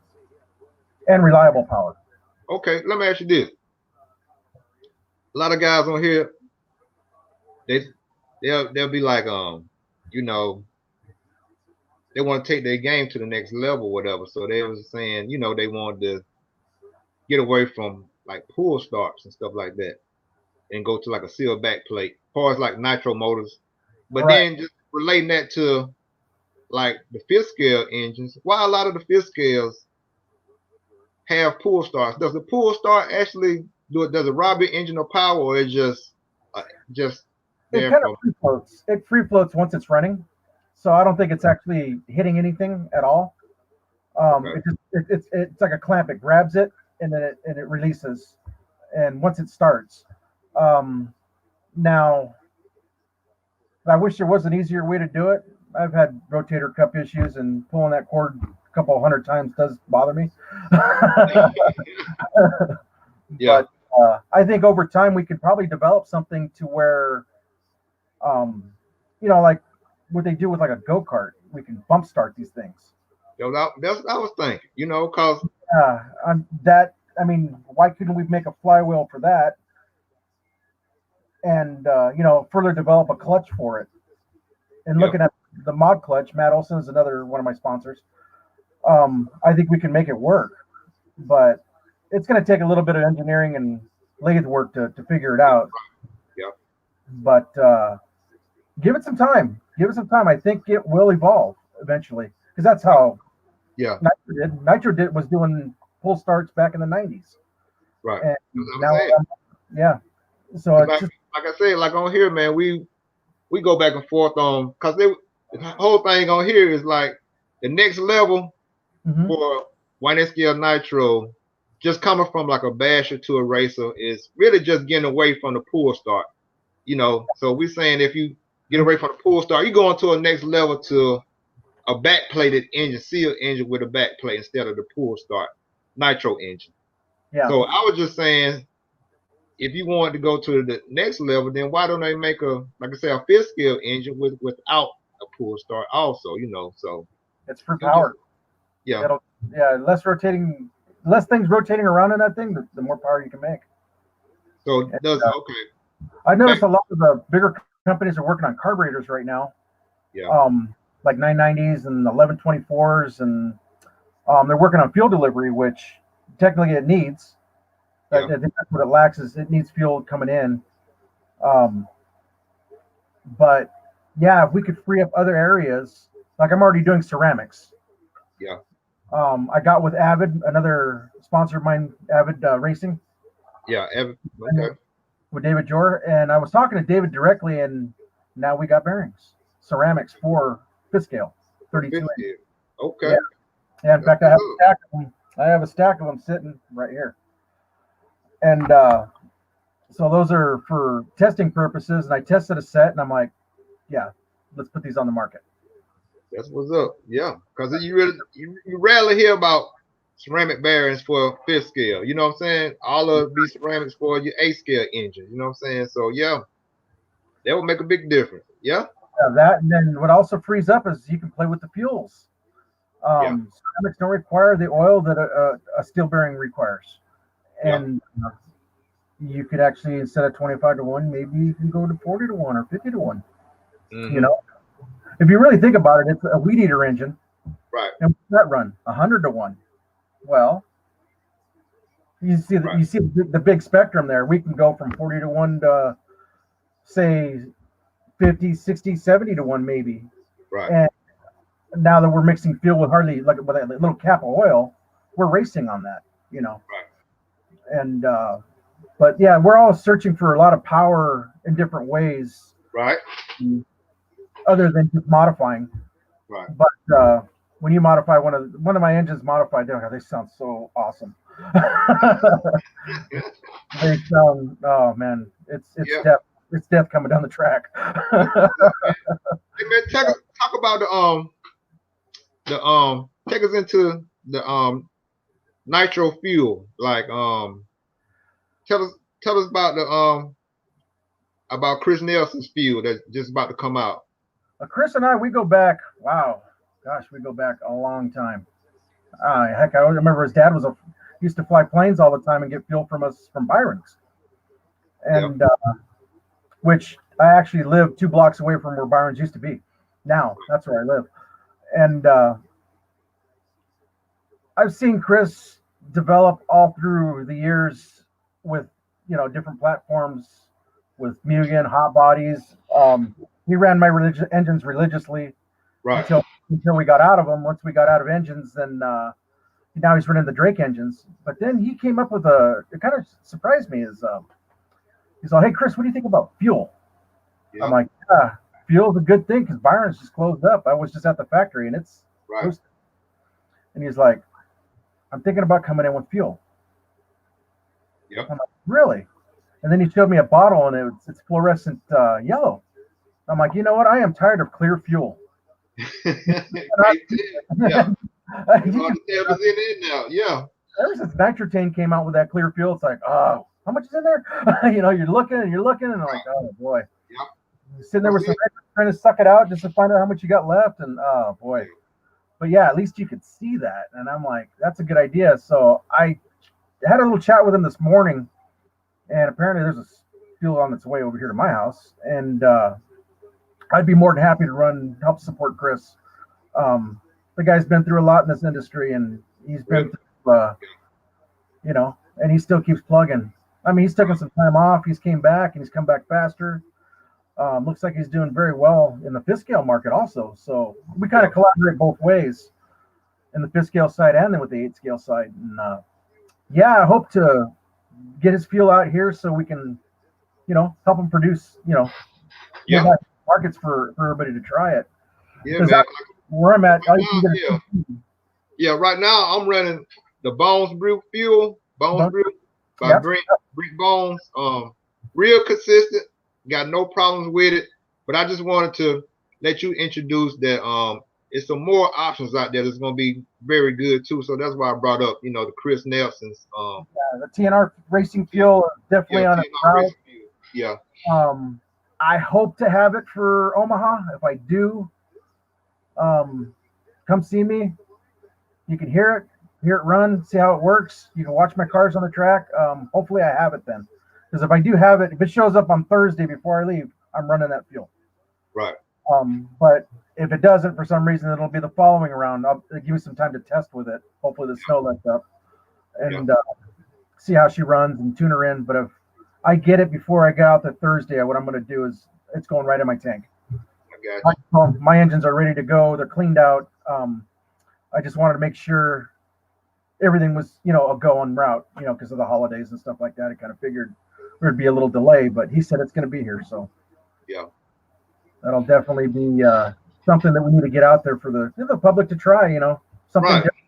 It just, another option, you know what I'm saying? So I always have 2 good fuels because you'll never know. You may go out somewhere and you may run out of yours, and you might see that, then you know that you still good. You know what I'm saying, throughout your race day or whatever. So this stuff right here, this stuff works really well. It's not a good idea to mix fuels. I'm going to put that out there now. It's probably a good idea to clean out the engines. If you don't know how, have somebody that does engines do it for you before you change the fuels. Otherwise, you're running a blend.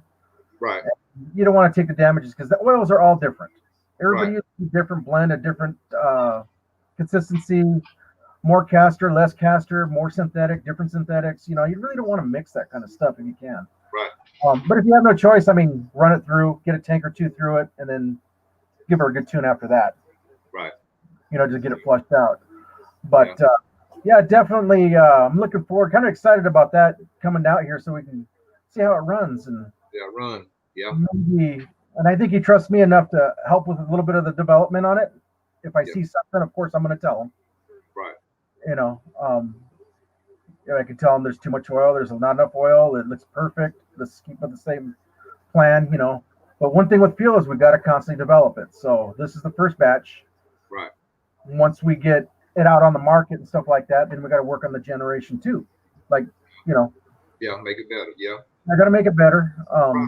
It's a process. But I think he's going to come out with a bang because there's a lot of guys running it in California that are doing very well with it. Okay. Pretty consistent, no flame out problems. And believe it or not, fuel will cause that, a flame out issue. Right. Just FYI. I've had it happen a couple times. So what's a good way to keep your fuel fresh? Like, what's a really good way, other than just, during race day? I know it might be out in the sun for a minute, a little bit. Right. But what would be the best way to keep your fuel the fresh as it can be? You know what I'm saying? I noticed out here most guys have trailers, like race trailers and stuff like that. Yeah. Definitely try to keep it out of the sun. Try to keep it out of the heat if you can. I know, like in the Midwest, we got a lot of humidity and stuff like that. So if you can keep it up off the grass, that's probably a good thing because there's moisture coming up there, and you'll notice that in the cans. Or if you let a bottle of nitro sit there, you'll notice bubbles and stuff on the top of it. Yeah. But yeah, definitely, if you got a trailer, definitely keep it in there. I wouldn't leave it on the grass, like I said. Just kind of keep it up out of off the ground. And then when you find at home, just find a cool place. I have a closet here that I just leave my fuel in. Yeah. Stay cool down here, and we just go from there. Okay. I hear RC Jers, a guy named RC Jers right here. This is his question. It says, he just want to know how often do you take your engines apart?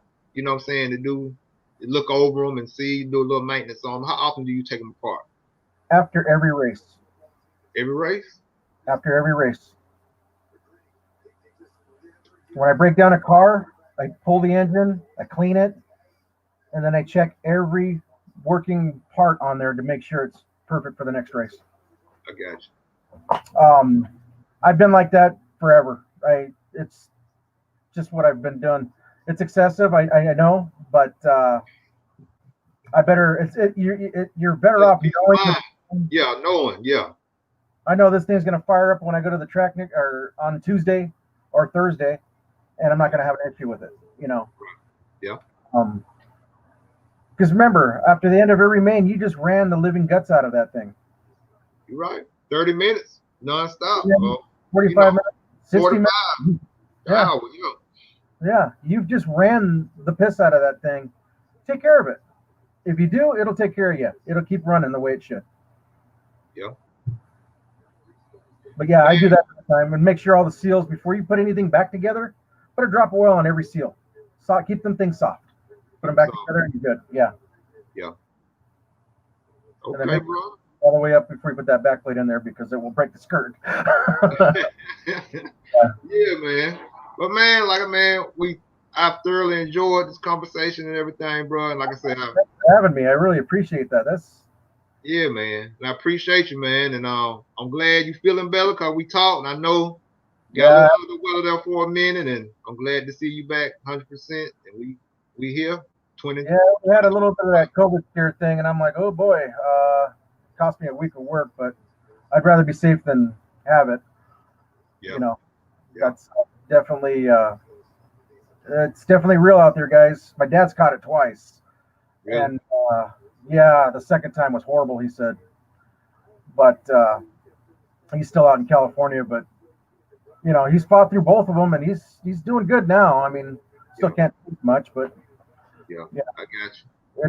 It's real. I mean, in the West Coast, I think it's more critical, or it's more out there than it is out here, but still, we got to be a little safe on that stuff, because I was one of those guys that I ain't wearing a mask. I don't want to wear that stupid thing. I wear them at work when I'm working with asbestos. Why would I want to wear that out, to go to the store? So eventually, once I got that little scare in Omaha, I was like, you know what? It's time to mask up. And just be safe than sorry, even though truly it's not no guarantee. You know what I'm saying? But that's true. We just gotta use our heads, though. You gotta, true. You gotta realize that people are still traveling, so you don't know if they're gonna come with it or not. Right. It's like my son; he's coming out from California. He's gonna have to quarantine here. It's just what it is. Before he goes home, he's just gonna have to. Yeah, my brother stays out there in over by San Francisco, out in the West Bay, on that side, San Francisco. Oh, it's bad up there too. Huh? Yeah, I heard it was bad up there too. Yeah, man. So because they didn't shut stuff down there, and then I think you have to quarantine out that way too. Before you can come back to your state, or before you leave, or before you can go into there, or however they got it. But yeah, I just hope we get a grasp on it somehow. Yeah, we will. How they do it, I mean, I'm going to be all for it, because I want it over with. I want to be able to go to the track with my buddies. I want to be able to travel with my buddies, so we can go down to different tracks and not worry about getting sick. I think the only state we went to this year was Wisconsin. I want to go south. That's where there's a lot of tracks out there that I like to go visit and stuff. But with this pandemic going on, it's just hard to do any of that. We got the urge. Don't get me wrong, we got the urge to go. It's just, gotta be safe. Definitely got to be safe. I can't bring that home to mom. Right. I know, man. I know. But man, like I said, brother, I totally appreciate it, man. I totally appreciate all your info tonight, man. It was a blast talking to you. I gotta get you back on here, because I know you do a little. I know you do a little drag racing and a little full scale drag racing and a little I did a little bit of that back in the day on my 57. Yeah, that was fun. Scary but fun. I got close to the wall a few times. Yeah, fixing up those old schools. Yeah, my dad got we got an old 55 Chevy truck at my mom's house right now, man. It's rough right now, but if I get that money like I want it and really invest in it, it can be a gem for real. So I'm gonna try to keep it. Yeah, I'm gonna try to keep it. Try to keep it as long as I can and go ahead on and do something with it, man, and bring it back to life. Yeah, I might have to come get you and get you to help me out with it or something, man. Oh, we can build you a nice 540 Ci big block for that sucker. We'll be all right. 900 horsepower should do it. Yeah. Yeah, man. Yeah.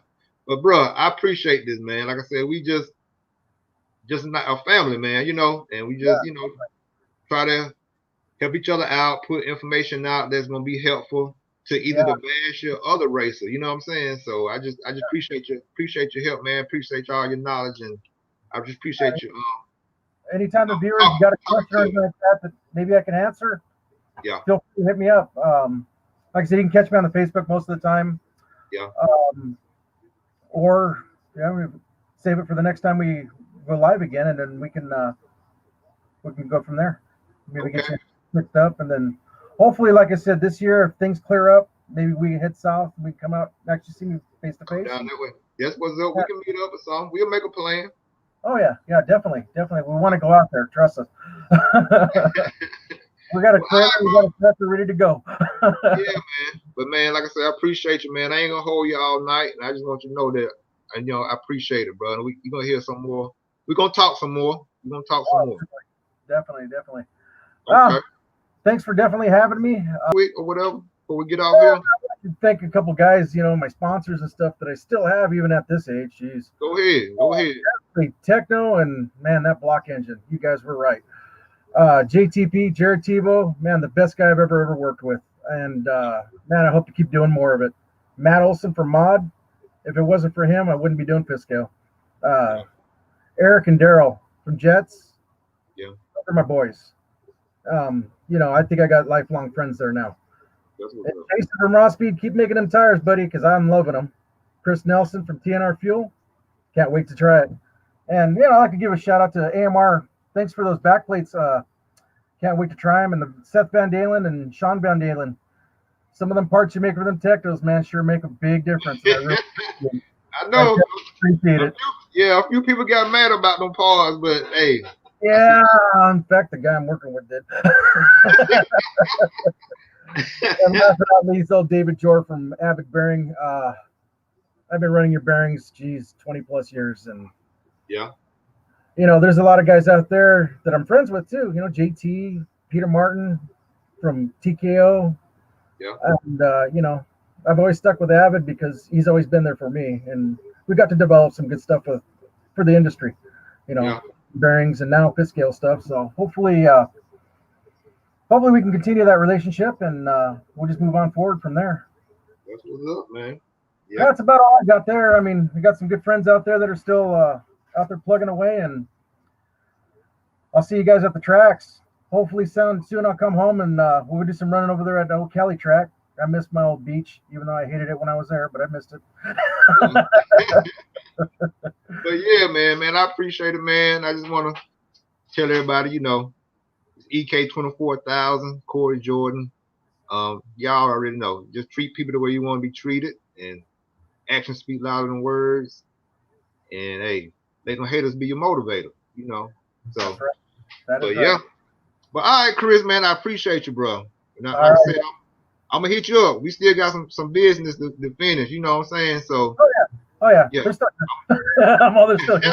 All right, man. I appreciate you, man. Thank you, bro. There's like two of them back there. See, looking at you. Okay. All right, man. I appreciate it, bro. Be safe, man. All righty. Okay. All right, y'all.